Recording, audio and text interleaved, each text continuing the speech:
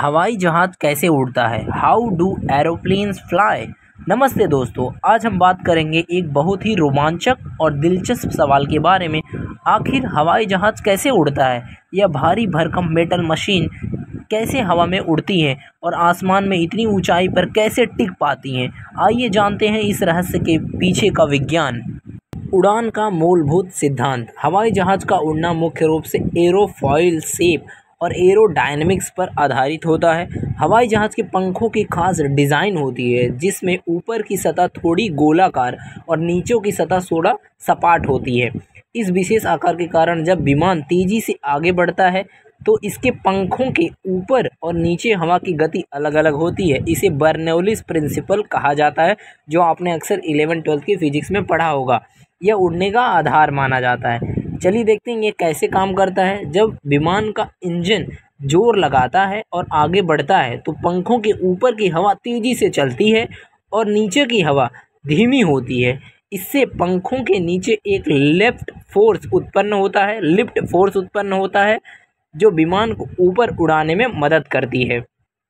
अब देखते हैं लिफ्ट, थ्रस्ट, ड्रैग और वेट, ये सारी चीज़ें क्या होती हैं। पहला है लिफ्ट। हवाई जहाज़ को उड़ाने के लिए 4 मुख्य बल काम करते हैं, ठीक है। अब देखते हैं पहला लिफ्ट वाला क्या है। यह वह बल है जो हवाई जहाज़ को ऊपर उड़ाने में मदद करता है, यानी लिफ्ट पंखों के डिज़ाइन और हवा के प्रभाव की वजह से उत्पन्न होती है। दूसरा है थ्रस्ट। यह वह बल है जो इंजन द्वारा उत्पन्न किया जाता है और विमान को आगे की दिशा में खींचता है। तीसरा है ड्रैग। यह हवा का विरोध होता है जो हवाई जहाज़ को पीछे की ओर खींचता है। इसे कम करने के लिए हवाई जहाज़ का आकार बहुत चिकना और एरोडायनेमिक्स होता है। चौथा है वेट। यह बल हवाई जहाज़ का अपना भार होता है जो गुरुत्वाकर्षण के कारण नीचे की ओर खींचता है। इन 4 बलों के संतुलन के कारण ही हवाई जहाज़ हवा में उड़ पाता है। अब कुछ देखते हैं रोचक बात। यह बोइंग 747 विमान का वजन लगभग 400 टन तक हो सकता है, लेकिन लिफ्ट फोर्स इसे उड़ने में मदद करती है। अब देखते हैं विमान के पंखों का महत्व, इम्पोर्टेंस ऑफ विंग्स। हवाई जहाज़ के पंखों का डिज़ाइन बहुत खास होता है। जहां हवा पंखों के ऊपर से गुजरती है तो ऊपर की सतह पर हवा की गति तेज होती है और नीचे की गति कम। इस कारण ऊपर कम दबाव और नीचे अधिक दबाव उत्पन्न होता है। इसी दबाव के अंतर से लिफ्ट फोर्स बनती है जो विमान को ऊपर उड़ाने को मदद करती है। यदि पंखों का आकार थोड़ा भी बदल जाए तो विमान का संतुलन बिगड़ सकता है और लिफ्ट फोर्स भी बदलाव आ सकता है। अब देखते हैं इंजन का क्या रोल होता है एरोप्लेन्स में। इंजन का काम विमान को आगे की दिशा में थ्रस्ट प्रदान करना। विमान के इंजन में जेट फ्यूल जलता है जिससे बहुत अधिक ऊर्जा निकलती है और यह विमान को तेज़ी से आगे की ओर धकेलता है। इस धक्का यानी थ्रस्ट के कारण ही विमान हवा में तेज़ गति से आगे बढ़ता है। जैसे जैसे थ्रस्ट बढ़ती है लिफ्ट भी बढ़ती है और विमान ऊपर की ओर उठता है। कुछ रोचक बात जानते हैं इसके बारे में।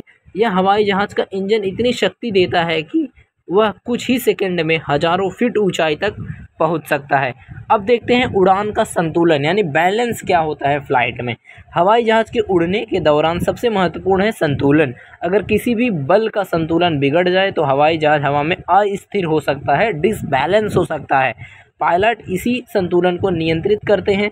उड़ान के दौरान फ्लैप्स और एरोन्स का उपयोग किया जाता है ताकि विमान को दिशा और ऊंचाई में संतुलित किया जा सके। फ्लैप्स और एरोन्स पंखों पर लगे ये उपकरण विमान को ऊपर नीचे और दाएं बाएं घूमने में मदद करते हैं। पायलट का कौशल और अनुभव विमान को नियंत्रित करने में महत्वपूर्ण करता है, खासकर हवा में टर्बुलेंस के समय। आइए इस पूरे वीडियो का सारांश जान लेते हैं कुछ सेकंड में। तो दोस्तों यह था हवाई जहाज़ के उड़ने का रहस्य। इतनी भारी मशीन कैसे हवा में उड़ते हैं यह जानकर बहुत से लोगों को आश्चर्य होता है, लेकिन आज आपने सीखा कि गुरुत्वाकर्षण बल के खिलाफ लिफ्ट, थ्रस्ट और संतुलन की मदद से हवाई जहाज़ आसमान की ऊंचाइयों को छू सकता है। अगर आपको ये जानकारी पसंद आई और आपने कुछ नया सीखा तो हमारे चैनल को सब्सक्राइब करना ना भूलें और इस वीडियो को लाइक और शेयर करें ताकि आप और लोगों को भी इसका रोमांचक ज्ञान से जुड़ सकें। चलिए मिलते हैं नेक्स्ट वीडियो, तब तक के लिए धन्यवाद।